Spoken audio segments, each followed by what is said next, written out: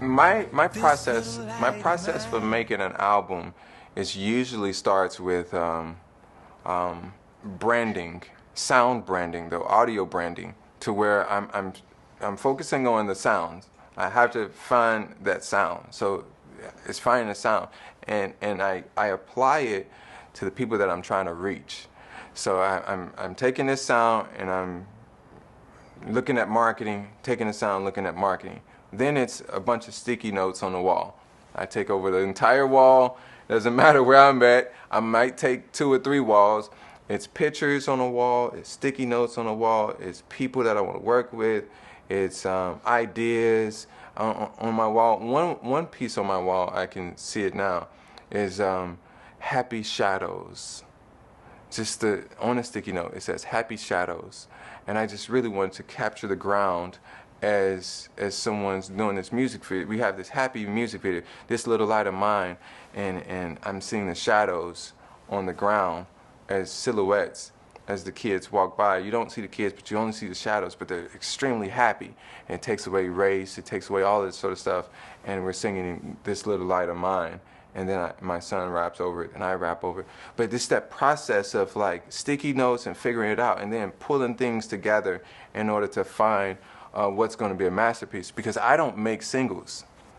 That's one thing about me. I don't make singles. I only make albums, and all the Grammys that I've gotten now are all albums, and I want to keep it that way.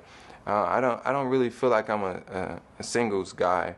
I more so like concept albums, so that I can kind of figure out what's the whole story here and put a story together that can be a beautiful piece. I was thinking the other night that maybe I should, almost like a painter, when you come in and you buy a painting or you're looking at art, you sit there and you can put the headphones on that can tell you the story of the art, and you kind of follow this journey. And that's kind of where I see myself as an artist. Not performing, not any of this other stuff, but building projects that are actually intellectual property. Sort of like you get in the when you go back in Catholic history, you find all the people that they hired to make those beautiful places in Rome, and all these great artists that we revere, that were really gospel artists, right? They're just painters. But in this case, I want to paint pictures with these albums and take you on time journeys to where you're in a time capsule. You're going in a moment to where you're experiencing a whole journey. I can't do that in a single, and neither can I do that without planning. So it's a lot of planning. It's a lot of finding the sounds. It's a lot of chasing the artists and doing a lot of the producing work. So that's kind of my process of coming up with an album. And then obviously the content in it, I'm just saying whatever I really want to address in the church. And they'll listen to it 100 years from now, or maybe not. But I'm not worried about streams. I'm not worried about what's cool. I'm not worried about getting on radio. I'm not worried about getting played on Sunday morning or performing Sunday morning. I'm building a piece of art that I want revered by the very few collective tastemakers that's going to say, this was a stamp in our time. And I think that's where I've gotten into that sweet spot with my music. So The Baptist is an amazing album. It's an amazing album, but you're getting pulled into a story, right? 1950s. It feels like Martin Luther King and Coretta, right? The story. But it's not, it's my dad and my mom, but I wanted to switch it up a little bit to have some more fun, because hey, I'm being creative and I'm just having fun, right? So civil rights activist, journalist, he goes into the church. All of the great pastors and leaders for the black community were pastors. Martin Luther King, Malcolm X, all of those guys, right? So we know it starts off in a church. So he's a pastor, he's a preacher. He's going from place to place, and he's speaking and preaching in places that he shouldn't be. In a bar, talking crazy in church, saying the stuff that's hard to say in the church, in the community, addressing things that shouldn't be addressed at church. They usually hide these things. And then he runs into this journalist, and they fall in love. It's a beautiful story because while she's documenting the story, she falls in love and falls into the story. So she becomes the story. And it kind of follows the story.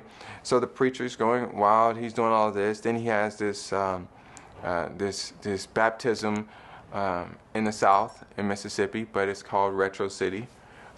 He's having this baptism in Retro City, and they don't want him or black people. They don't want black people in the water at all. So they wade in the water, and they're doing that. And when they get out of the water, he comes back home to burn a cross on his yard. So you get in this story, and she's walking past the burning cross with meatloaf and potatoes, just making sure she's rubbing his shoulder when death threats is on the phone. They're having this moment of going through this process of what it felt like, but giving you that intimate view into the life. So I'm really building the album out like a story because I wanted to go to Tony's, musicals, Broadway, all of that, right? So I'm building out a full map of what it would look like on stage, almost as if it's a black version of the Book of Mormon. But it could survive in the marketplace. Then I'm writing it with the idea of, okay, what would it look like in episodes if it came out every first Sunday and we did episodes? What would it look like as a book? And which we're doing as well. So this album only starts the journey of one that I think will have at least 3 to 4 albums that could connect. That would be some of the best material I've done in my life. And it's already started. I mean, the process has been reaching out to some of the most amazing musicians, Maurice Brown, Corey Henry, Jay Ivy, Tari Ture, like Jimmy Allen, who is a black country artist that's gone #1, and he's singing gospel. We're just having fun, and I feel like the Baptist album is a journey. It's a journey of time, of energy, of culture, one that gospel needed to hear. You listen to it, and it's not because it's mine, right? Because I feature a lot of artists, so I'm letting everybody have fun. But it's one that I really enjoy. It's an amazing album. At the end of my creative process is marketing, and I love marketing. It's another playground for me. I come from a place, so I was director of digital marketing, and then became just a creative for Leo Burnett for a long time. For the years I should have been in college, I was at Leo Burnett with Ira and Tellis. And when I started working on my music full time, I realized that I should probably use some of my marketing over here as well, so that I won't just be in the crowd. Like, I don't want to just be a part of the preaching to the choir type thing. I want it to be tasteful. So I wanted to use my marketing. So I use my marketing in everything that I do. I like taking the long route this time, right? Like, again, I told you the cons in being signed to a label is that you have no idea what's going on, and as much as you think you know, there's something else that you might not, right? But I would prefer not know it and figure it out and not miss it than to not know it and never know that it existed. So getting it out has to be from person to person, for sure. I'm not in a rush to have 1 million fans. Like, I wouldn't spike a Instagram, followers and all that. No. I'm not in a rush to be famous. I think I need more time in the dark to kind of, put together my science project. I like it that way. I really do.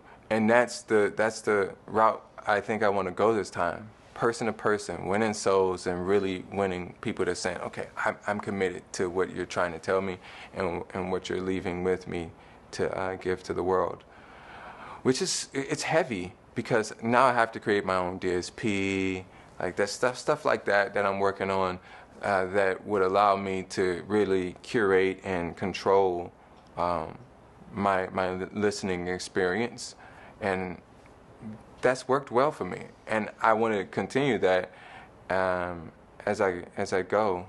I'm not looking to market in a way that would be heavy lifting or too much. Like I really want people to just grab this when they grab it, not me force it on them. Working with PornHub on a project, I wanted to put a gym in a place that might be hard for the people that should be used to it. I wanted to put it in a place for someone that's not expecting the gym. So going to PornHub was important because I wanted to put something on there for people that would look and looking for something. And most people that watched it, even when PornHub saw it and reviewed it and all that, they were like, wait, what? Wait, what? Oh! And then the ending, they have these beautiful testimonials where people are crying. Women are crying and saying how they've been abused, or either they maybe felt like just taken advantage of in a way, whether it was from a pastor or somebody that was leading them spiritually, right? And I think a lot of people experience that. You know, a lot of ladies experience that, and I wanted to put it there online so that they can see, like, this is a playground for us when we're in our spiritual and sexuality, and it goes hand in hand, but make sure we control what's fair and what's love and what's kind, and by the end of the video, people were crying, and I got a lot of support from that video and a lot of pushback, but it was like, I don't care. Like, it did what it was supposed to do. Like, I was able to put something inspirational on PornHub. Anytime I can put inspiration in an awkward place, it's just a diamond in a rough place, you know. I'm working on my own DSP. I think Temple is more. It was in the beginning, we were meant to be a DSP, right? And we want to profile all the great Christians in the world. So if Jesus was to ever come back and look for the Lamb Book of Life, he could just call us when we really know he got it. But he could call us for the most profiled Christians in our time, right? So that's, and the way to start off with that is the creatives, I think. And maybe some pastors will probably be on this DSP as well with their sermons from Sunday to Sunday. But we're building this out because we don't want to go from person to person saying, hey, catch me on Spotify. And Spotify is ripping us with a crazy pool with 0.00, you know, like, we can't do that. We do have supporters and brands that's willing to support gospel and Christian and the African American community. So we should lean in that and not lean on people that are taking advantage of artists. I think that's the future for what I want to do. So that's, again, person by person, church to church. When it's my turn to go church to church, it's going to be working on a DSP that we can do something special with and advance the culture instead of just trying to be cool.